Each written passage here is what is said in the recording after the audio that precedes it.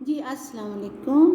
آج ہم توبہ ٹیک سنگھ کا تنقیدی جائزہ کریں گے۔ جی توبہ ٹیک سنگھ سعادت حسن منٹو کی تحریر 20ویں صدی سے تعلق رکھنے والے افسانہ نگار جو ترقی پسند تحریک سے وابستہ انتہائی نڈر اور بے باک افسانہ نگار شمار کیے جاتے ہیں۔ انسانی نفسیات سے واقفیت ہے، قوت مشاہدہ اور وسعت مطالعہ کے علاوہ حقیقت نگاری بھی ان کی تحریروں میں نمایاں ہے۔ توبہ ٹیک سنگھ کے حوالے سے اہم نکات: تقسیم ہند کے وقت لوگوں کی ذہنی نفسیاتی صورتحال اور سماجی واقعات کا ذکر ملتا ہے۔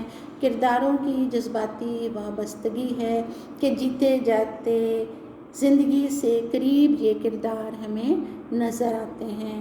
احساسات اور جذبات کا بھرپور اظہار ملتا ہے۔ طنزیہ انداز اور تنقیدی لب و لہجہ جو مصنف کی طرف سے ہمیں محسوس ہوا، پاگل خانہ علامتی اظہار کے طور پر پیش کیا گیا اور پاگل خانے کا اندرونی منظر دراصل معاشرے کی نفسا نفسی کو ظاہر کرتا نظر آتا ہے۔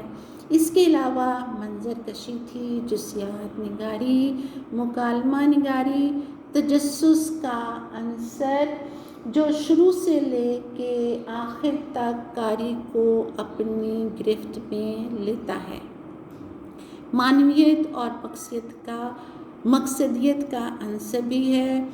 حب الوطنی کی اعلیٰ مثال بشن سنگھ کے کردار سے ملتی ہے۔ تشبیہات کا استعمال ہے۔ تشبیہات کے استعمال کے ساتھ ساتھ زبان کی خوبیاں بھی پائی گئی ہیں۔ تو یہ وہ اہم نکات جو ہمیں توبہ ٹیک سنگھ سے ملے، اور آگے دیکھیے بشن سنگھ کے کردار کو۔